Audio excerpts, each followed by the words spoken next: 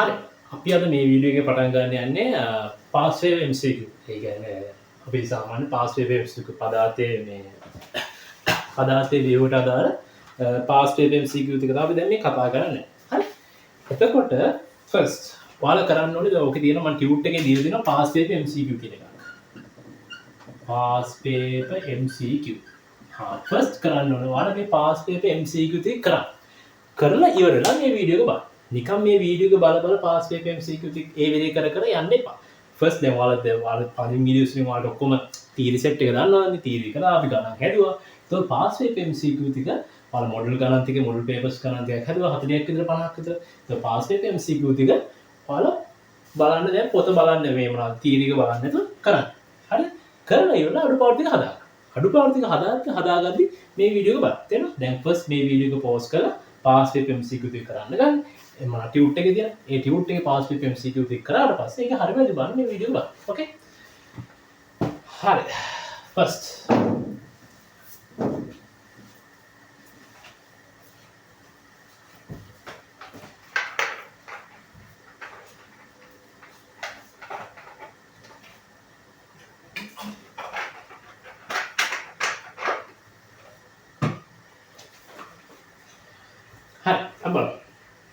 පළවෙනි එකිනෙක ආකර්ෂණ උපපරමාණු අංශු විග්‍රහය කුමක්ද? හරි. උපපරමාණු අංශු කීයක් තිබුණාද?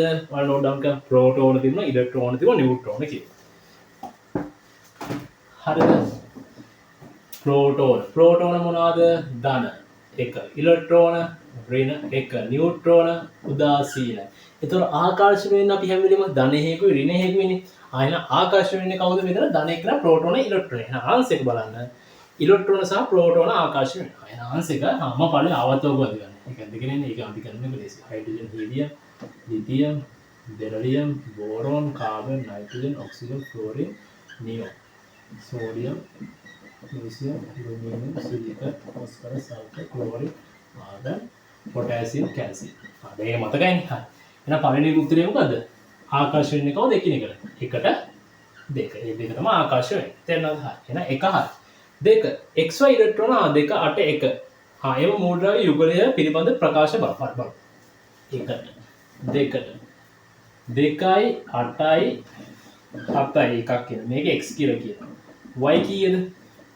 2යි 8යි 1 2යි 8යි 1යි 2යි 8යි 7.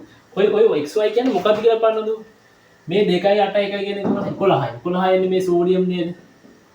2යි 8යි 7යි කියන්නේ මේ ක්ලෝරින් නේද? එහෙනම් ඒ දින නෝට් ඩවුන් කරා. ඒතකොට අපි එයාලගේ ආවර්ත කාණ්ඩය එතනින් ගන්න පුළුවන්. හරි. දැන් නැත්නම් මෙයාගෙන් ගන්න පුළුවන්.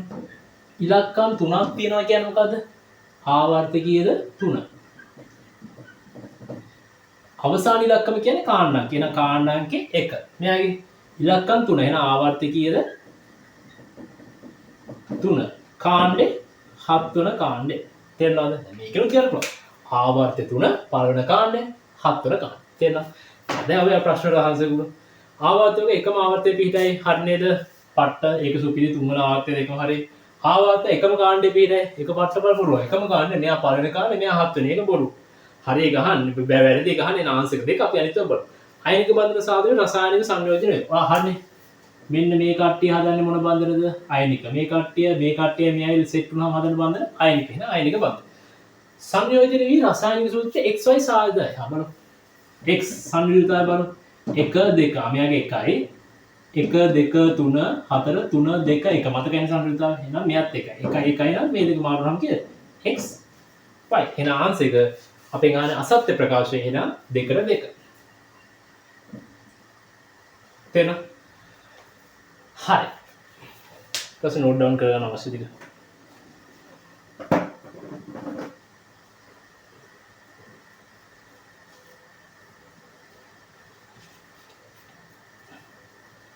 හරි. ඊට පස්සේ 3.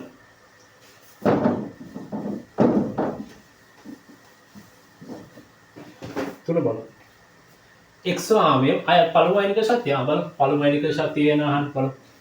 xy z වගේ අනුයාත කියන්නේ එක ළඟ. එක ළඟ නම් එක ළඟ. එක ළඟ ඉන්න කට්ටිය අනුයාත. පරමාණු ක්‍රමාංකය එක ළඟ තියෙන. එකට පිටිපස්සේ 2 දෙකට පිටිපස්සේ 3 3ට පිටිපස්සේ 4. අන්න එහෙම තමයි අනුයාත. අඩු මූලද්‍රව්‍ය 4ක. ඒ වායේ පරමාණු ක්‍රමාංකයේ ඉදිරිව පළමු අයනික ශක්තිය විචලනය වන ආකාරයේ ප්‍රස්ථාරය දැක්කේ. හරි.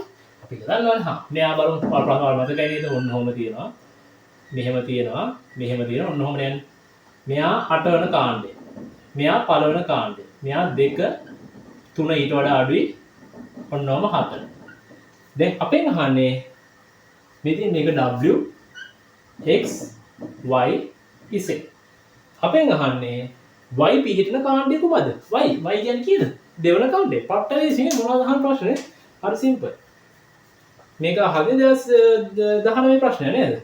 તો හරි මේ එනම් ආන්සර් මොකද්ද? 2. 3ට 2.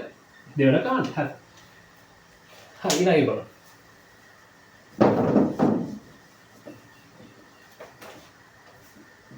නියෝන් 10 20 සෝඩියම් 1 11 23. මෙයාගේ ප්‍රෝටෝන ඉලෙක්ට්‍රෝන ගැන තමයි අපි හොයලා බලමු. ප්‍රෝටෝන කීයද? 10යි පරමාණු ක්‍රමාංකයනේ. නියුට්‍රෝන කීයද? මේ දෙන්න හිට 20න් 10ක් අඩු ගන්න. එහෙනම් 10ම තමයි. ඉලෙක්ට්‍රෝන උදාසීන ප්‍රෝටෝන ඉලෙක්ට්‍රෝනයි සමානයි. උදාසීන Pe සමානයි. නියුට්‍රෝන බලමු. ප්‍රෝටෝන 11යි. නියුට්‍රෝන කියන්නේ 23 11ක් අඩු ගන්න 12යි. ඉලෙක්ට්‍රෝන අන්න බලන්න මම අර කිව්වා මේ මොනවාද උදාසීන නැතුව මේ මොනවාද අයන වල හොයන්න ක්‍රම ප්‍රෝටෝනයි ඉලෙක්ට්‍රෝනයි කීයද charge එක එකයි ප්‍රෝටෝන කීයද 11යි ඉලෙක්ට්‍රෝන කීයද 11ම තමයි ඉලෙක්ට්‍රෝන 11ද නෑ මෙයා ධන ගතිය වෙන්නේ මේ ධන ප්‍රෝටෝන කියන දන්නේ එහෙනම් ඉලෙක්ට්‍රෝන කීයද 10ක් වුණාම නේද හරියන්නේ ඒතකොට 11න් 10ක් අඩුවන එක වෙන්නේ ආයෙ ඉලෙක්ට්‍රෝන කීයද 10යි තේරුණාද shape හරි ඊට පස්සේ මොකද කරන්නේ දැන් එහෙනම් ඉලෙක්ට්‍රෝන ප්‍රෝටෝන සමානයි නේද ඉලෙක්ට්‍රෝන දෙකේම සමානයි හරිද බලමු දෙකේම ඇති ඉලෙක්ට්‍රෝන සංඛ්‍යාව සමානයි හරියටම හරි දෙකේම ඇති ප්‍රෝටෝන සංඛ්‍යාව සමානයි වැරදි ප්‍රෝටෝන වෙනස් 10 11 දෙකේම ඇති නියුට්‍රෝන සංඛ්‍යාව සමානයි වැරදි 10යි 12යි දෙකේම ඇති ප්‍රෝටෝන සංඛ්‍යාව නියුට්‍රෝන සංඛ්‍යාවට වැඩි වෙයි ප්‍රෝටෝන නියුට්‍රෝන වලට වැඩි දෙකේම මේ දෙකේ සමානයි මේ ප්‍රෝටෝන 11 නියුට්‍රෝන 12යි ඒකත් බොරුනේ එහෙනම් ආන්සර් එක 4ට කීයද? අපෙන් අහන සත්‍ය ප්‍රකාශය වෙන 4ට 1. හරිද? වල පස්වෙනි එක පස්වෙනි එක හදන්න එපා. තාම වල පස්වෙනි එක මේකෙන් බෑ. පස්වෙනි එක හදන්න එපා. හරි? පස්වෙනි එක හදන්න එපා. ඒකේ 5 විතරක් හදන්න එපා. හරි? ඕකේ. හරි. නෝට් ඩවුන් කරගන්න.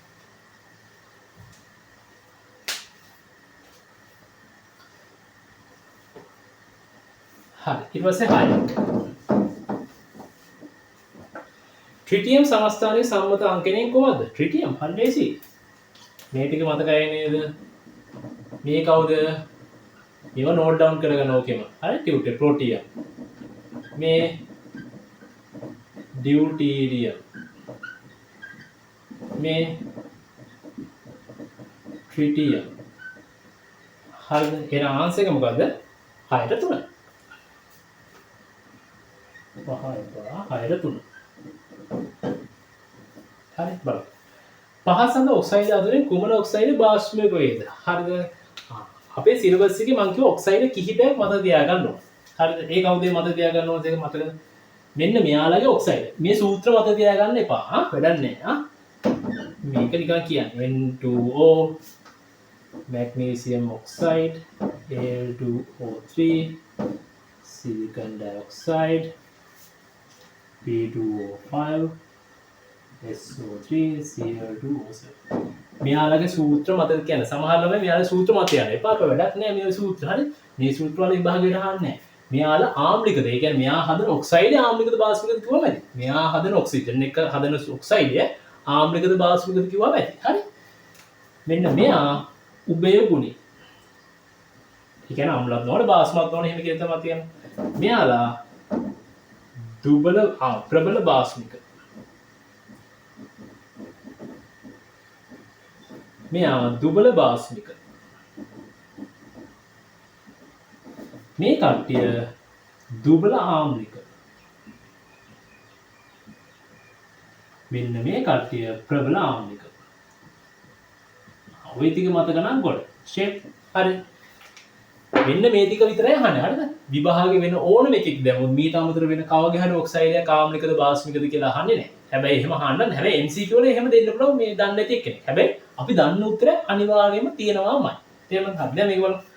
පාසක ඔක්සයිඩ් අතරින් කුමන ඔක්සයිඩ් බාස්පිකේද? හරිද? අපි දන්නේ කවුද? මෙන්න මේ කට්ටිය අපි බලමු. හාන්සෙන් මොකද? බාස්මික දෙන්නයි ඉන්නේ. මේ දෙන්නනේ N තියනවද නැහැ? මැග්නීසියම් නා. එහෙනම් මැග්නීසියම් ඔක්සයිඩ්. හාන්සෙක 7. 7ට 1. මෙයාලගේ සූත්‍ර මතක තියාගන්න හිතන්නවත් එපා. ඔයාලා දැනගන්න ඕනේ. සෝඩියම් හදන ඔක්සයිඩේ ප්‍රබල බාස්මික, මැග්නීසියම් හදන ඔක්සයිඩේ දුබල බාස්මික. මෙයා උභයගුණී. මේ දෙන හදන ඔක්සයිඩේ දුබල බාස්මික, දුබල ආම්ලික. මෙයාලා ප්‍රබල ආම්ලික. මේ සූත්‍ර මතක තියාගන්න හිතන්නවත් එපා. තේරෙනවද? හරි. විභාග ඔක්සයිඩ් කියලා හැවගා මෙයාලා හදන මෙයාගේ ඔක්සයිඩේ ආම්ලිකද බාස්මිකද කියලා කිව්වම ඇති. ෂේ. ඊට පස්සේ 7 ඉවරයි. හරි නෝට් ඩවුන් කරගන්න ඕන කට්ටිය.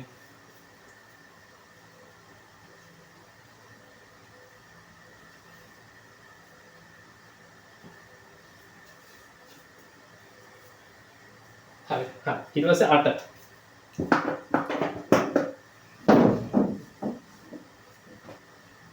අටවෙනි ගාන. එක්තරා මූලද්‍රව්‍යයක ලක්ෂණ තුනක් පහදය. ස්පටික ආකාරයෙන් වෙන අස්පටික ආකාරයෙන් බලය. ඒ කියන්නේ ස්පටික රූපී හා අස්පටික කියන්නේ බහුරූපී ආකාර. මම සිලබස් එකේ කිව්වා බහුරූපී ආකාර සෙට් එකක්.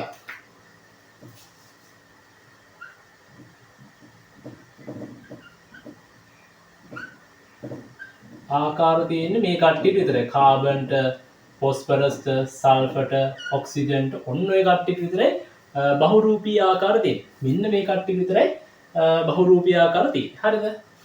එතකොට දැන් මෙතන සෝඩියම් නැහැ, මැග්නීසියම් නැහැ, කාබන් සල්ෆර් දෙන්නෙක් ඉන්නවා. කාබන්ද සල්ෆර්ද අපි දන්නේ නැහැ. ජලයේ අද්‍රාව්‍ය වල අතර CH2 ද්‍රාවකයක තුල හොඳින් දියදේ. එහෙනම් කාබන් එසුත් තියෙනවා. බලමු අපි දන්නේ නැහැ. ඒක අපි කියන්නේ වැඩි අපි දන්නේ නැහැ. හරි. ඒක අදාළ නැහැ කියලා. නිල් පාට දැල්ලක් සහිතව වාතය දෙන්නේ. මම කිව්වා එක මේකයි නිල් පාට දෙන්නේ. කවුද නිල් පාට දෙන්නේ? සල්ෆර්. කවුද නිල් පාට දෙන්නේ? සල්ෆර්. එහෙනම් කවුද උත්තරේ? එතනම අපි දන්නේ නැති දේවලුත් දානවා. හැබැයි දන්න දේකුත් දානවා.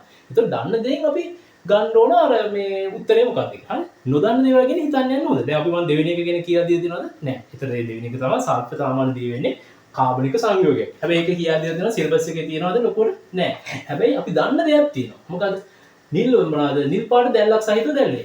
මම කිව්වේ එකම එක්කෙනා නිල් පාට දැල්ලක් ෂෝට් නෝට් එකේ කිව්වේ කවුද? සල්ෆර්නේ. ආන සල්ෆර් තමයි උත්තරේ. තේරෙනවද? එහෙනම් 8ට උත්තරේ 4. තේරෙනවද? ඊට පස්සේ 9. M නම් මූලද්‍රව්‍ය කාබනේට රසායනික සූත්‍රය M2A M ක්ලෝරයිඩ් රසායනික සූත්‍රය කොහොමද හරි බලන්න. ඒතකොට M පළවෙනි M2 ගේ M2 කාබනේට් හදනවා. බලන්න. M උයි කාබනේටුයි හදනවා. හැදෙන්නේ කවුද? M2CO3. M ගේ කාබනේට සංයුතිතාවය මම දන්න කීයද? 2 නේ CO3 මගේ ඔය එක මත තියාගන්න. එහෙනම් මෙයාගේ සංයුතිතාවය 2යි. මුගේ සංයුතිතාවය අපි දන්නේ නැහැ. හරි හැබැයි මේ කාබනේට් වටේට මුකුත් ඇවිල්ලා තියෙනවද මං කිය මේ දෙන්න අතර මාරු වෙනවනේ. හැබැයි කාබනේට් මුකුත් ඇවිල්ලා තියෙනවද එකවත් ඒක මුකුත් ඇවිල්ලා දෙන එහෙනම් 1. එහෙනම් මෙයාගේ තියෙන සංයුතිතාවය 1යි. ඇයි කාබනේට් එන්න ඕනේ මෙයාගේ සංයුතිතාවය එහෙනම් මුකුත් නැහැ එහෙනම් 1යි. මේ M2 වල තියෙන මෙයාගේ සංයුතිතාවය මෙතනට ගිහින්. තේරුණාද? එහෙනම් ඒක තමයි සූත්‍රය. එතකොට දැන් අපි සංයුතිතාවය දාන්න. M උයි chlorine. M ගේ සංයුතිතාවය කියලා 1යි. ක්ලෝරින් ගේ සංයුතිතාවය අපි දන්නේ 1 2 3 4 3 2 1. මතකයි? එහෙනම් ක්ලෝරින් ගේ සංයුතිතාවය 1යි. ඊට පස්සේ මොකද වෙන්නේ? මේ දෙන්න මාරු කරන්න. එතකොට MCl කියනවා. 9ට. එතකොට 9ට ආන්සර් එක 1. හරි බලමු. සමස්ථානික හරි. ඊට පස්සේ 10.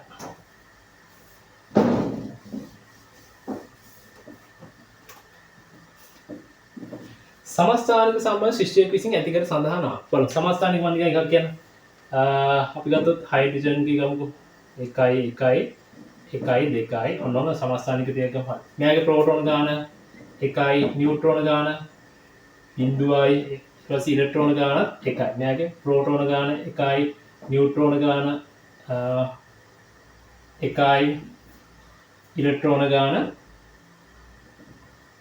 කීයද? එකම තමයි. හරිද? මෙයාගේම 1යි 3යි. ප්‍රෝටෝන ගාන 1යි, නියුට්‍රෝන ගාන 2යි මේ දෙන්න එකතු කරන්නේ. ඉලෙක්ට්‍රෝන ගාන එකම තමයි. හරිද? ඊට සමස්ථානික වල මොකක්ද සමස්ථානික වල විශේෂත්වය? බලමු. ඉලෙක්ට්‍රෝන සංඛ්‍යාව සමානයි. හරිනේ. හැමෝගෙම මේ බලන්න ඉලෙක්ට්‍රෝන හැමෝගෙම සමානයි නේද? සමානයි. ප්‍රෝටෝන සංඛ්‍යාව සමාන නොවේ. ඒක පට්ටබල් කරුවන් හැමෝගෙම ප්‍රෝටෝන සංඛ්‍යාව සමානයි. එහෙනම් ඒක වැරදි. මේක කියන්නේ සමාන නොවේ කියලා. හැමෝගෙම සමානයි. එහෙනම් ඒක වැරදි. නියුට්‍රෝන සංඛ්‍යාව සමාන නොවේ. හරිනේ. නියුට්‍රෝන සංඛ්‍යාව සමාන නැහැ. සමාන නැහැ. මෙතන බිඳුව 1 2. එහෙනම් සමාන නැහැ. එහෙනම් ආන්සර් එක A සහ C. A සහ C පමණ සත්‍ය නම් 10ට ආන්සර් එක 3. 10ට ආන්සර් එක 3. ඕකේ.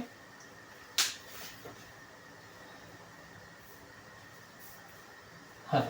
නෝට් ඩවුන් කරගන්න.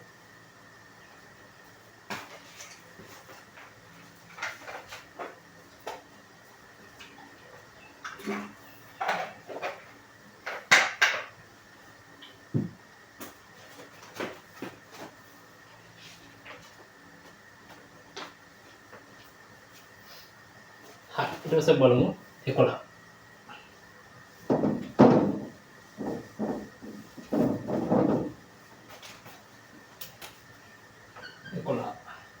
එක්තරා මූලික සම්බන්ධයෙන් සඳහන් ප්‍රකාශ කරගන්න. බහුරූපී ආකාර ස්වභාවයෙන් පවතී. හරි බහුරූපී ආකාර තියෙන මම කිව්ව කට්ටිය මතක කරගන්න. බහුරූපී ආකාරයෙන් කවුද? කාබන්, අපි ඉස්සර ලිව්වා. කාබන්, ඔක්සිජන්, ෆොස්ෆරස්, සල්ෆර් නේද? ඒක තමයි බහුරූපී ආකාර. හරි. එතකොට දැන් බලමු මේ ආකාරයේ කට්ටිය ඉහළ ද්‍රවාංකයක් ඇත. ඉහළ ද්‍රවාංකයේදී මතකද ඔයාලා කිව්ව තාප මොනවාද? කවුද? දියමාන්ති වල මතකයිනේ ද්‍රවාංක වැඩි කියලා. ලෝහ නිස්සාර සදා යොදාගෙන. දැන් මෙතන ඉන්න කාබන් සල්ෆර් දෙන්නගෙන් ද්‍රවාංක වැඩි කාබන්. මම කියන්නේ දියමාන්ති වල ද්‍රවාංක වැඩිම කියලා. එහෙනම් කාබන් දියමාන්ති දෙන්න කාබන් ගෙන් අපිට එකෙන් ගන්න. එහෙනම් ද්‍රවාංකේ ඉහළ ද්‍රවාංකයක ඇත. එහෙනම් කාබන්. ආන්සර් එක ලෝහ නිස්සාරනේ පාවිච්චි කරනවා. ඔව් ලෝහ නිස්සාරනේ කාබන් පාවිච්චි කරනවා. තේරෙනවද? එහෙනම් ආන්සර් එක 11ට 3. ආන්සර් එක 11ට 3.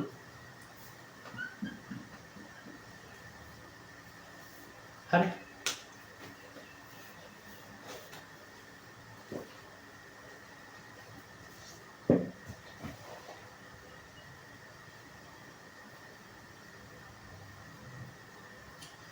හරි. ඊපස්සේ 11 හරි.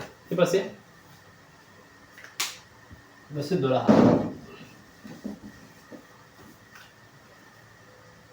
12.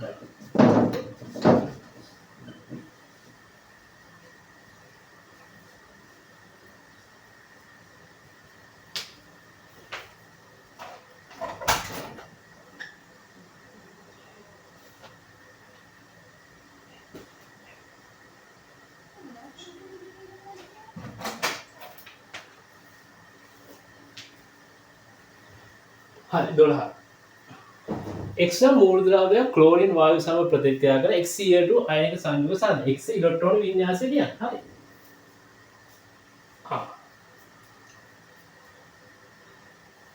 HCl2 කියන එකක් හදනවා බලන්න. XV ක්ලෝරින් සෙට් වුණාම කවුද හදන්නේ? HCl2 කියලා එකක්. අපි දන්නවා ක්ලෝරින් වින්‍යාසය එකයි. සංයුක්තාවනේ මතක නැහැ ආයෙක අපි ලියගමු. සංයෝජතා 1 2 3 4 3 2 1 බිංදුව. හරි. එහෙනම් x කීයද? මෙයාගේ එන්න ඕන සංයුක්තාවය 2යි. තේරෙනවද? සංයුක්තාවය 2. ඒතර මේ දෙක මාරු වුණොත් මෙහෙම හැදෙන්නේ. HCl2 කියන මෙයාගේ සංයුක්තාවය මෙයාට එන්න ඕනේ. මෙයාගේ එක මෙයාට එනවා. එහෙනම් x ගේ සංයුක්තාවය 2යි. දැන් බලමු x ගේ සංයුක්තාවය එන කට්ටිය දෙක එන කට්ටිය කවුද? මෙන්න මේ කට්ටිය දෙක එනවා. අන්න මේ කුට්ටිය. තව දෙක එන්නේ කවුද? මෙන්න මේ කුට්ටිය. අපෙන් අහනවා අයනික සංයෝගයක්. එහෙනම් අයනික සංයෝගයෙන් නම් මූල සෙට් වෙන්න පුළුවන් ක්ලෝරින් එක බෑ. එහෙනම් යාළුවා බෙරිලියම් වෙන්න පුළුවන්ද බෑ. එහෙනම් මැග්නීසියම් නේ කැල්සියම්. කවුද අපිට ආන්සර්ස් වලට ගන්න පුළුවන්? මැග්නීසියම් නේ කැල්සියම්. කැල්සියම් කියන්නේ 20. කැල්සියම් කියන්නේ 20. එහෙනම් 20 නම් 2යි 8යි 8යි 2. කැල්සියම් කියන්නේ 20. මැග්නීසියම් කියන්නේ බලන්න 11යි 12යි. එහෙනම් එන්නේ 2යි 8යි 2යි. ඔය දෙකෙන් ආන්සර් එකක් කීයද තියෙන්නේ? 2යි 8යි 2 තියෙනවනේ මේක නෑනේ. එහෙනම් කෙලින්ම ආන්සර් අපිට 12ට 7. තේරුණාද ගත්ත විදිය? හරි නෝට් ඩවුන් කරගන්න.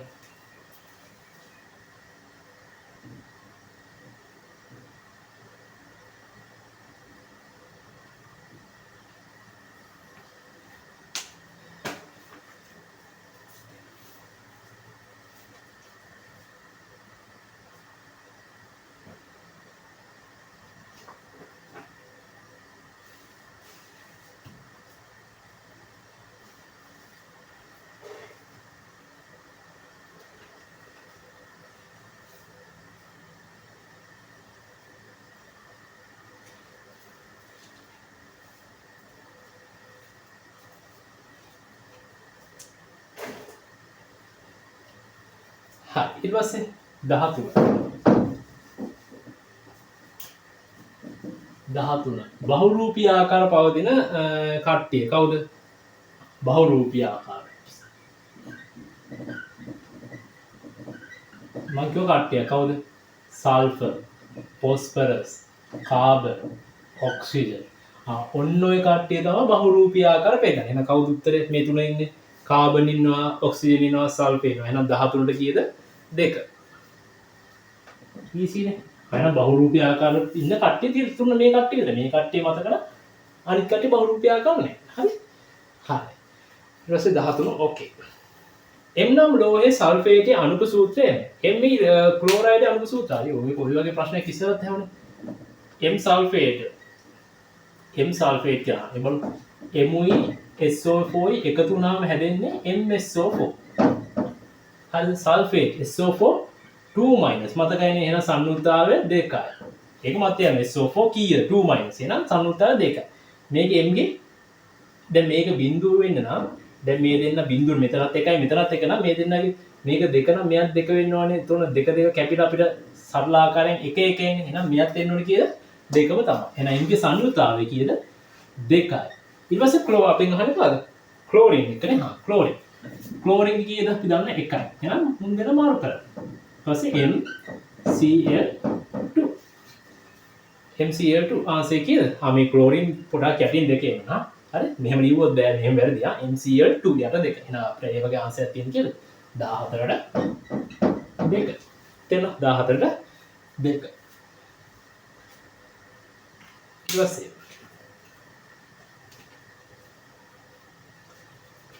හරි ඊට පස්සේ අපිට තියෙන 15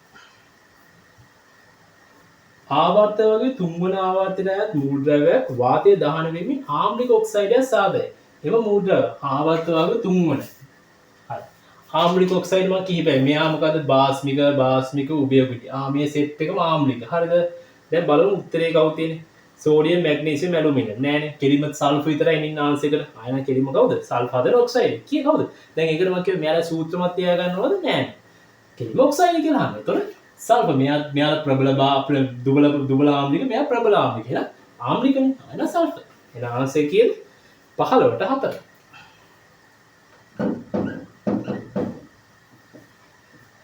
ඒකත් හරි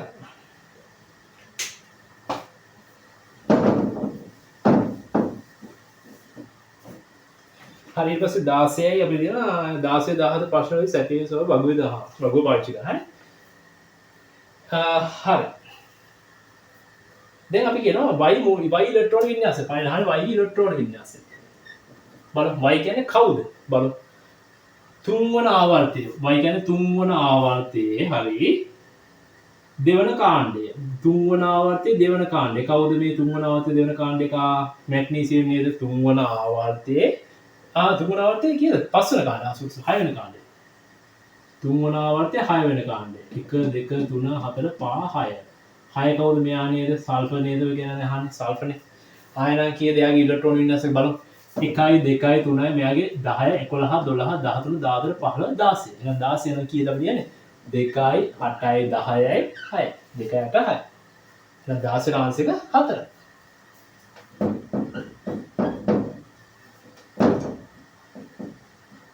දැක්කම මොන ප්‍රශ්නද හරි දේසි නේද සිම්පල් xy දෙක සංයෝජනය වීමෙන් සෑදෙන සංයෝගයේ සූත්‍රය ලියන්න හරි සිම්පල් බලමු x y x කියන්නේ සල්ෆර් කියලා දැනගත්තා y කියන්නේ කවුද එතකොට බලන්න x කියන්නේ කවුද y කියන්නේ සල්ෆර් x වත් ගමු අපි කොහොම x කියන්නේ දෙවන ආවර්තයේ දෙවන කාණ්ඩය එහෙනම් කවුද මෙයා නේද දෙවන ආවර්තයේ දෙවන කාණ්ඩය එහෙනම් කවුද බෙරළි 1 2 3 4 එහෙනම් ඒ කොහොමද එන්නේ 2යි 4යි දෙවන ආවර්තයේ දෙවන කාණ්ඩය එතකොට දැන් මේ දෙන්න එකතු වෙලා හැදෙන මේ කවුද කියලා x කියන්නේ මෙයා y කියන්නේ මෙයා x ගේ සංයුක්තාවය කීයද 2යි y ගේ සංයුක්තාවය කීයද 2යි හරි මේ මෙයා සල්ෆර්නේ එහෙනම් ඒ දෙන්න සංයුක්තාව තමයි එතකොට මේ දෙන්න කැපෙනවා එක එක සරල ආකාරයෙන් දෙන්න එතකොට කීයද x y එක එක අපි එක දාන්නේ නැහැ අපි සාමාන්‍යයෙන් එහෙනම් ආන්සර් එක 17ට 1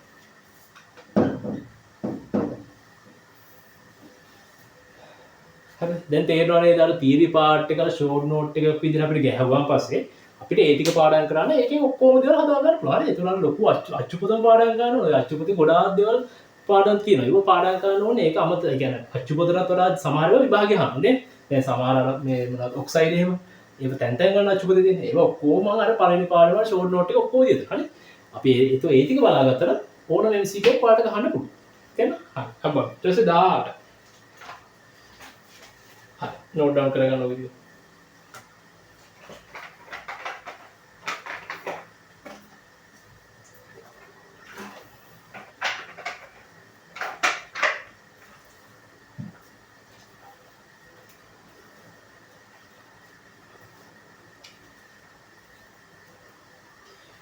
හරි ඊට පස්සේ ත්‍රි සංයෝජන ලෝහයක් වන M ද්විසංයෝජන අලෝහයක් වන X සමග සංයෝජනයේදී සාධන සංයෝගයේ කුමක්ද? හරි බලමු මොකද මේ කතන්දරේ නේ මොකද මේ කතන්දරේ ඇත්තටම මට තේරුන්නේ නැහැ මොකද කියලා බලන්න හරි 18 මොකද ත්‍රි සංයෝජන ලෝහයක් වන M එහෙනම් M කියන්නේ කීයද? සංයුජතාවය 3 කියන්නේ 3යි සංයුජතාවය M කියන්නේ 3යි සංයුජතාවය 3යි අපි දන්නේ කවුද කියලා දන්නේ ඊට පස්සේ ද්විසංයෝජන ලෝහයක් වන X ගේ සංයුජතාවය 2යි M මුලින් තියෙන නේද M මුලින් දීපුවා X දෙවෙනි තියෙන X දෙවෙනි දීපුවා හරි අපි ඔක්කොම අහලා තියෙන MX නේ හරි ඊට පස්සේ මේ දෙන සංයුජතාව මාරු ගන්න මොකක්ද එනවා M2 X3 යන දේ දෙනවා සංයුජතාවය 3යි ද්විසංයුජතාවය 2යි ඊට පස්සේ ඔය දෙක මාරු වුණා M2 X3 අයියෝ මොනවාද නේද එහෙනම් 18ට 2 easy 18ට 2 හරි හරි ඊපස්සේ 10 බලමු 19 මේවා මේ ගන්න හරි එක්තරා මූලක පරමාණුක ඉලෙක්ට්‍රෝන පිරී පවතින ශක්ති මට්ටම් සංඛ්‍යාව 4කි ශක්ති මට්ටම් කීයද 4 එහෙනම් ශක්ති මට්ටම් 4 කියන්නේ ආවර්තයත් 4 හරි 4කි එහි බාහිර ශක්ති මට්ටමේ ඉලෙක්ට්‍රෝන දෙකක් පවතී ඒක ශක්ති මට්ටම් 4ක් ශක්ති මට්ටම් 4 කියන්නේ 2යි 8යි 8යි එක වෙන්න පුළුවන් නැත්නම් දෙක වෙන්න පුළුවන් හරි හරි ආවර්ත 4යි ශක්ති මට්ටම් 4යි එහි බාහිරම ශක්ති මට්ටම ඉලෙක්ට්‍රෝන දෙකක් එහෙනම් බාහිරම ශක්ති මට්ටම ඉලෙක්ට්‍රෝන දෙකක් එහෙනම් බාහිරම තියෙන එහෙනම් 2 8 8 2 කවුද බලන්නේ දන්නේ කවුද කියලා අපි බලමු දෙකක් පවතී එම මූලක අය ආවර්තය හා කාණ්ඩය පිළිවෙල හරි මේ වගේ එකක් දුන්න ගමන් දැන් මේ කැල්සියම් කියන්නේ 20 කියන්නේ මෙයාගේ ඉලක්කම් 4ක් තියෙනවා ඉලක්කම් 4ක් කියන්නේ ආවර්තය එහෙනම් ආවර්තය කියන්නේ 4යි කාණ්ඩේ අන්තිම ඉලක්කම වෙන කාණ්ඩේ 2 4යි කාණ්ඩේ 2 එහෙනම් ආන්සර් එක 19ට 3 එකක් හරි හරි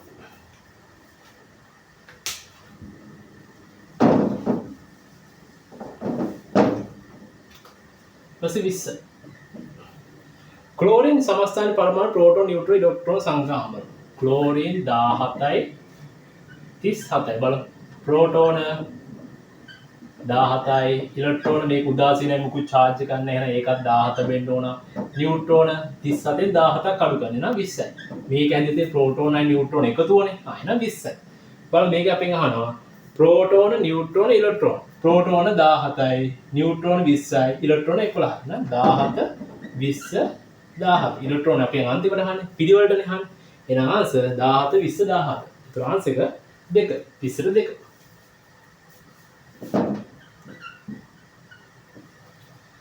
21 හයිඩ්‍රජන් මූලක සුලභ සමස්ථානික කුමක්ද?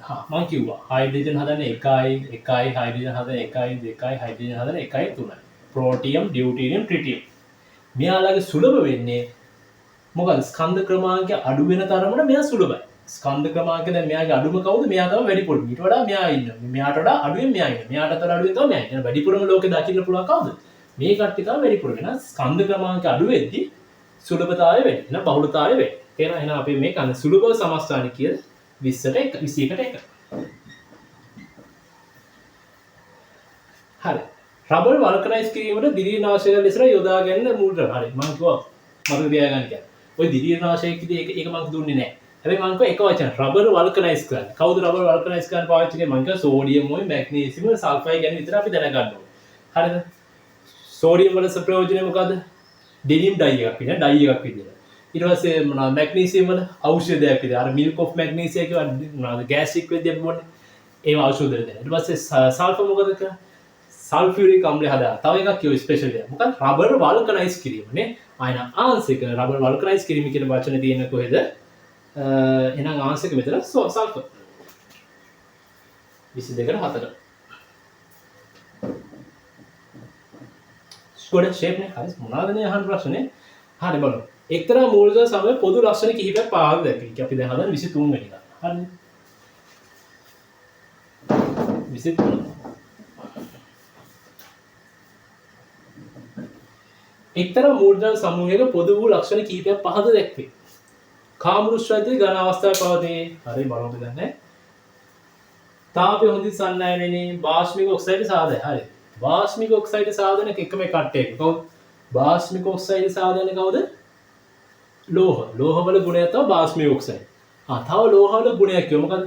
කාමෘෂ්ණත්වයේදී ඝණයක් නේද? ලෝහවල. ලෝහාලෝහවල විශේෂතා ගුණ කියලා මම කියමු. ආයෙත් මේ කවුද මේ? ලෝහාලෝහයන් නෙමෙයි අලෝහයකුත් නෙමෙයි උච්ච වායුකුත් නෙමෙයි. කෙලිම ලෝහ. එහෙනම් ආංශික ලෝහ. අපි කෙලිම එතනින් ගන්නවා බාෂ්මික ඔක්සයිඩ් සාධනය. කවුද බාෂ්මික ඔක්සයිඩ් හදන්නේ? එකම එක ලෝහ. අනිත් ඔක්කොම ආමනාද ආම්ලික එක එක වෙන වෙන ඔක්සයිඩ් නේ. එහෙනම් බාෂ්මික ඔක්සයිඩ් හදන්නේ කවුද? එකම එක. ලෝහ. එහෙනම් ආංශික ලෝහ වේ.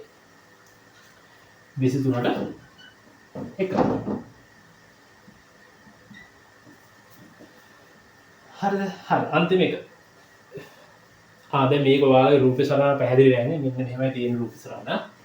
ඒ මෙතන 2යි මෙතන 2යි අවසාන ශක්ති මට්ටම කොහොමයි තියෙන්නේ. හරිද? හරිද? අවසාන ශක්ති මට්ටම. මං කිව්ව ඕන මේක. හරිද? මං කිව්ව අර ආවර්තයක් ගත්තාම 2 8 3 ගත්තාම මේ අවසාන ශක්ති මට්ටමෙන් කියන්නේ මොකද? මේ අවසාන ශක්ති මට්ටමේ තියෙන ඉලෙක්ට්‍රෝන ගාණය මොකද්ද කියන්නේ? මෙතන ඉලෙක්ට්‍රෝන විතර දන්නේ 5ක් කියලා. මේ කට්ටිය මන් දන්නේ නැහැ. අවසාන ශක්ති මට්ටමේ ඉලෙක්ට්‍රෝන 5ක් තියෙනවා. මේ අවසාන ශක්ති මට්ටමේ තියෙන ඉලෙක්ට්‍රෝන වලින් කියන්නේ මොකද? කාණ්ඩේ නේ. හරි බලමු.